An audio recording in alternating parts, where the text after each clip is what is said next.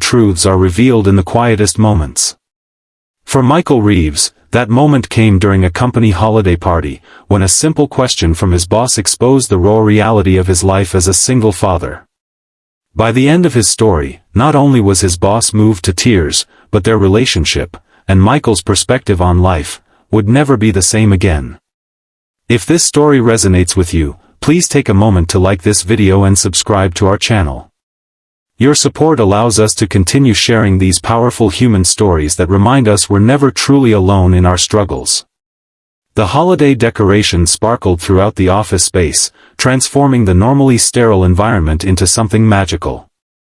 Michael stood in the corner nursing his sparkling water, watching his co-workers laugh and mingle, feeling both present and somehow separate from the festivities. At 36, he was neither young enough to join the recent graduates crowding around the karaoke machine nor established enough to blend with the executive crowd discussing year-end bonuses.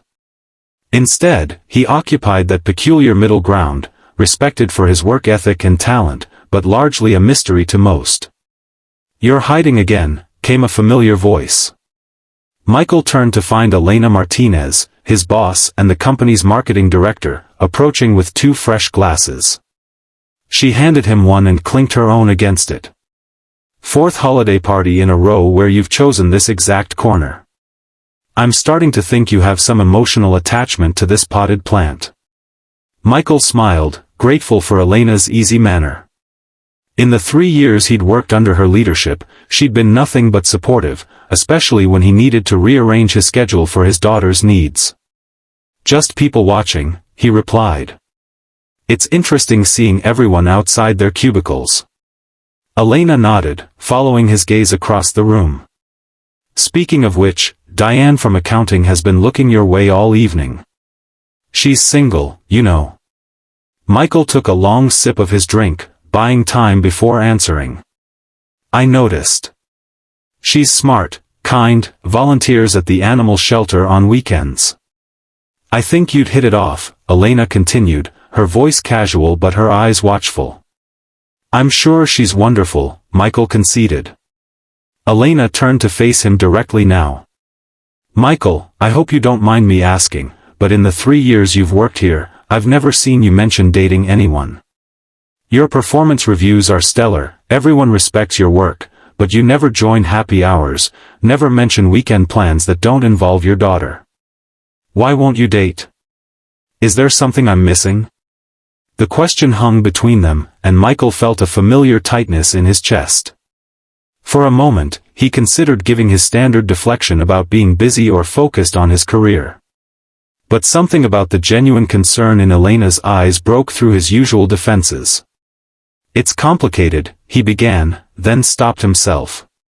"Actually, no. It's quite simple. I can't." Elena's brow furrowed. "Can't? As in not allowed? Are you in some kind of arrangement I should know nothing about?" Despite himself, Michael chuckled. "Nothing that interesting, I'm afraid. It's about Lily. Your daughter? But she's what, 8 now? Surely she'd understand if her dad had a social life." Michael glanced at his watch, a habit he'd developed as a parent perpetually tracking time. "Let me show you something." He pulled out his phone and opened his calendar app, turning the screen toward Elena. Elena scanned the screen, her eyes widening slightly as she took in the color-coded blocks that filled nearly every hour of every day. School drop-offs and pickups.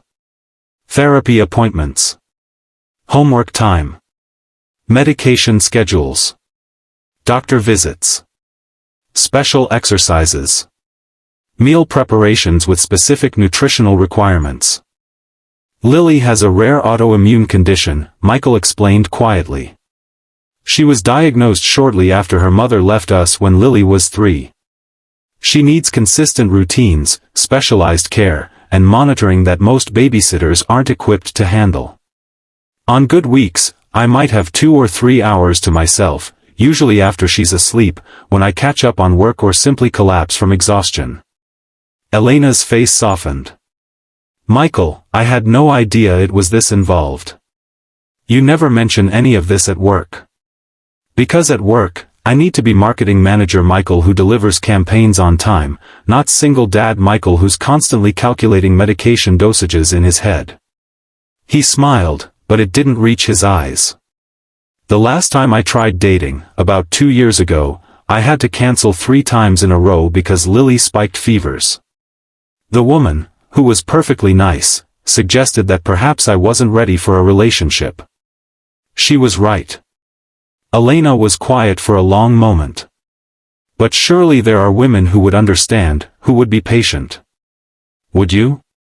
Michael asked suddenly, surprising himself with his directness. Would you date someone who could rarely make spontaneous plans, who might have to cancel at the last minute, who comes with a child whose needs will always come first, and who often falls asleep by 9 o'clock because he's been up since 5 managing medications and breakfast routines before work? The question wasn't accusatory but genuinely curious, and Elena found herself seriously considering it rather than offering a reflexive platitude. I would like to think I would, she began carefully. But I don't know if I fully understood what that meant until now. Michael nodded, appreciating her honesty. The truth is, Elena, it's not just about finding time.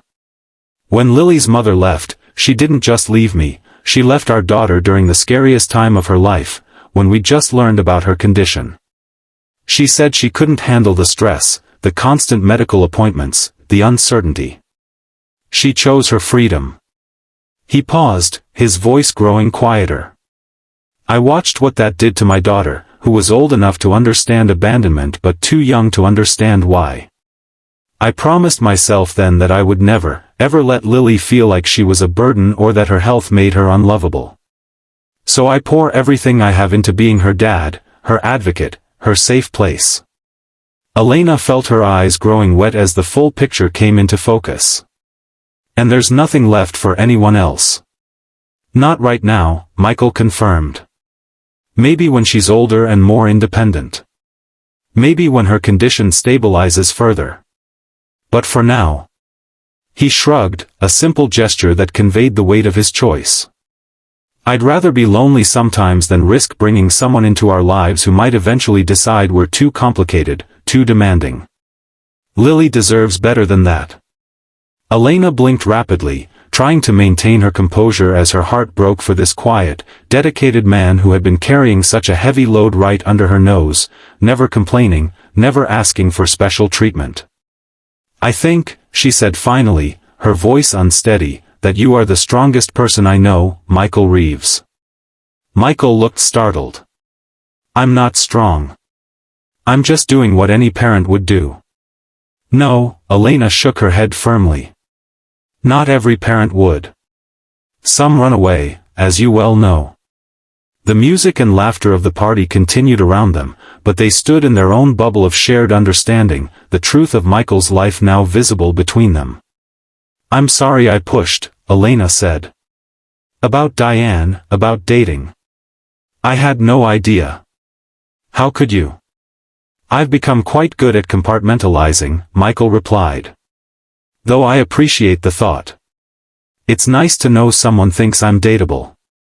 His attempt at lightness fell slightly flat, revealing the loneliness he usually kept hidden. Elena made a decision in that moment. Michael, I want you to know something. Your commitment to Lily doesn't make you less valuable to this team, it makes you more valuable. The same qualities that make you an exceptional father make you exceptional at your job. Your attention to detail, your reliability, your ability to solve problems creatively under pressure. She hesitated, then continued with determination. Starting Monday, I want to review your workload and schedule. There might be ways we can make things more flexible for you, more remote work options, adjusted meeting times. Not special treatment, but reasonable accommodations that would benefit both you and the company. Michael stared at her, momentarily speechless. You don't have to do that. I know I don't have to. I want to. That's what good leadership is about, recognizing the unique strengths and challenges of your team members and creating conditions where they can thrive. Elena's professional demeanor returned, though her eyes remained compassionate. Consider it a business decision. You're too valuable to burn out. For the first time that evening, Michael's smile was genuine. Thank you. As they parted ways, Elena found herself deeply affected by their conversation. She had always prided herself on knowing her team, on being an observant leader. Yet here was Michael, quietly carrying burdens she'd never noticed, never even thought to ask about.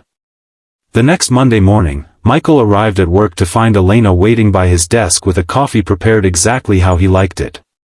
"Ready for our meeting?" she asked, the warm understanding in her eyes confirming that their holiday party conversation hadn't been forgotten. That meeting marked the beginning of a transformation, not just in Michael's work schedule, but in the culture of their department. Elena began to look at all her team members with fresh eyes, wondering what hidden battles they might be fighting behind their professional facades. For Michael, the adjustments were life-changing. With more flexible hours and the ability to work remotely 3 days a week, he could better balance Lily's needs with his professional responsibilities. The crushing guilt he often felt when work and parenting collided began to ease. Over the following months, Elena also became a quiet ally in Michael's life. She didn't push him toward dating again, but she did create opportunities for him to connect with his coworkers in ways that respected his limitations. Lunch meetings instead of after-work drinks. Family-friendly company picnics where Lily could attend. Small changes that helped Michael feel less isolated.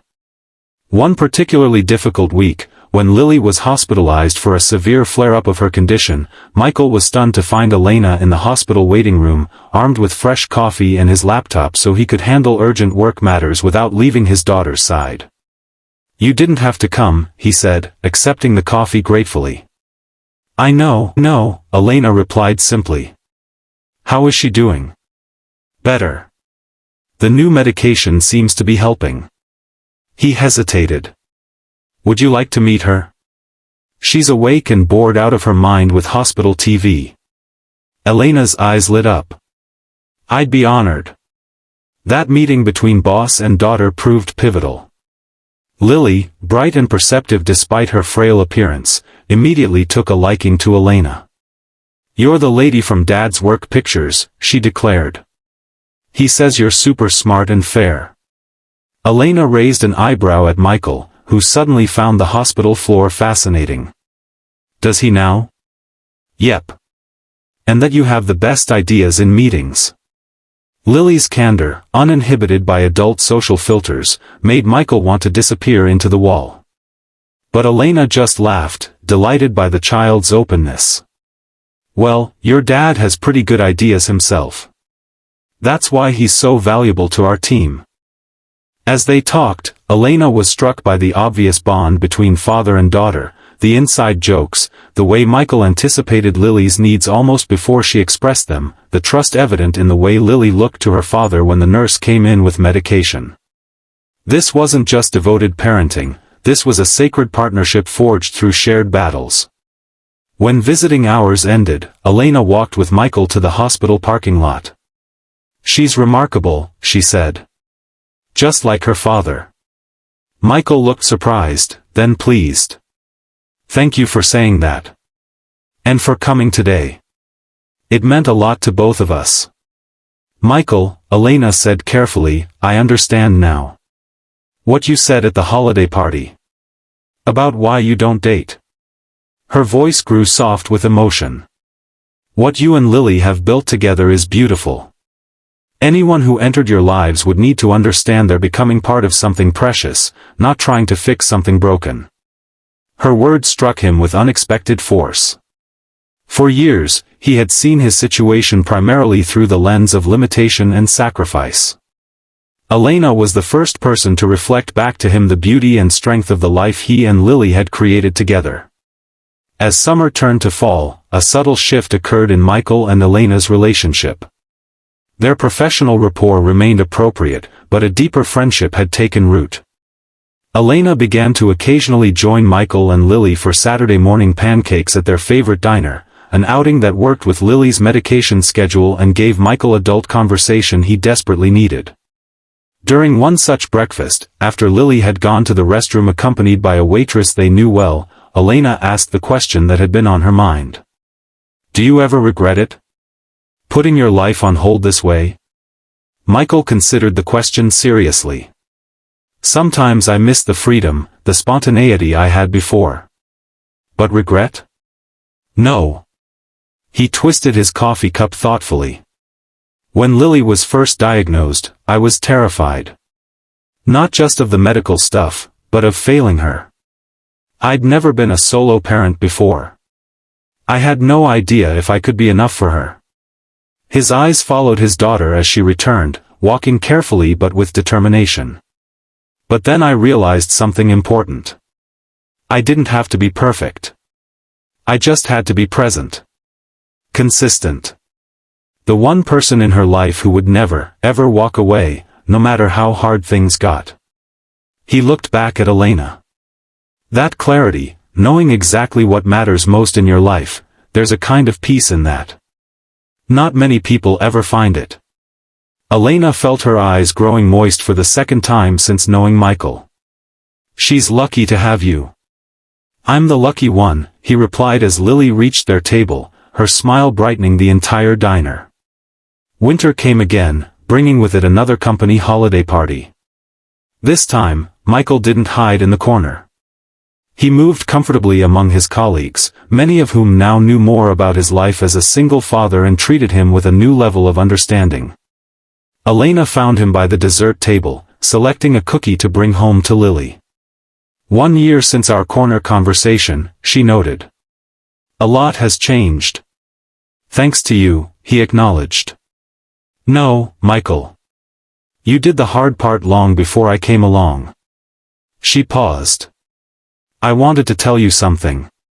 Your situation, what you shared with me last year, it changed how I think about leadership, about what it means to truly support people. She explained how she'd implemented more flexible work policies throughout the department, how she'd started paying closer attention to the personal challenges her team members faced, how she'd advocated with upper management for better family support benefits. You've created a ripple effect you don't even see, she told him. 3 other parents in our department have been able to better manage family health situations because of the precedent you set. Michael was humbled. I was just trying to survive. Sometimes the most powerful changes start that way, Elena replied. With one person doing what they must. As they talked, Michael realized something had shifted within himself as well. The constant weight of isolation he'd carried for years had lightened. He wasn't alone anymore, not in the romantic sense, but in the deeper sense of being truly seen and understood. Lily asked me something interesting yesterday, he said. She wanted to know if you could come to her school play next month. She's playing a tree with exactly 2 lines, but she's very excited about it. Elena's smile was immediate. I wouldn't miss it. She also asked, Michael continued, his voice careful, if you were my girlfriend. Elena's eyebrows shot up. Oh. And what did you tell her? I told her the truth. That you're my boss and my friend, and that relationships are complicated for grown-ups. He hesitated. But it made me realize something. For the first time in 5 years, I actually found myself wondering, what if? The air between them changed, charged with unspoken possibility. What if, Elena repeated softly. That's a pretty big question. It is, Michael agreed. And I don't have an answer. Lily's condition is still demanding. My life is still complicated. But something has changed this past year. He met her eyes directly. I'm not afraid anymore. Of letting someone in. Of taking a risk. Elena took a deep breath. Michael, I care about you. And Lily. More than I probably should, given our professional relationship. But I don't want to be something else that complicates your life. What if you're not a complication? He asked. What if you're a possibility? Around them, their co-workers continued celebrating, unaware of the moment unfolding in their midst. 2 people, recognizing that sometimes the hardest journeys lead to unexpected destinations, and that courage comes in many forms, including the courage to open a heart that has been protected for so long. "I think," Elena said finally, "that possibilities are worth exploring." Slowly. Carefully. With a certain 8-year-old's approval. Michael's smile held something that had been absent for years: hope. "One day at a time," he agreed. "That's how Lily and I have always done things." The story of Michael, Elena, and Lily didn't end with a dramatic declaration of love or an instant happily ever after. Real life rarely works that way, especially when it involves chronic illness, single parenthood, and workplace relationships that need careful navigation. Instead, it unfolded gradually, with Saturday pancake breakfasts that sometimes included Elena, with school plays where Lily could look into the audience and see two adults beaming with pride, with difficult days when Michael still struggled but no longer suffered in silence. 6 months after that second holiday party conversation, Elena transferred to a different division within the company, removing the direct reporting relationship between them. 2 years later, after countless family meetings, therapy sessions, and honest conversations, she moved into their home, bringing her warmth, her organizational skills, and her unwavering commitment to both Michael and Lily. Lily's condition remained challenging, but as she entered adolescence, she began to take more ownership of her health, inspired by Elena's gentle encouragement toward independence. The calendar on Michael's phone still featured color-coded blocks, but now some of those blocks included Michael and Elena time, sacred hours protected by Lily herself, who understood more than anyone the importance of her father's happiness. On a crisp autumn evening, as they sat together on the porch swing watching Lily chat with a friend across the street, Elena rested her head on Michael's shoulder. "Do you remember what you asked me that night at the holiday party?" she murmured. "Whether I would date someone with your complications?" Michael nodded, stroking her hair. "I was pretty direct, wasn't I?" "Yo.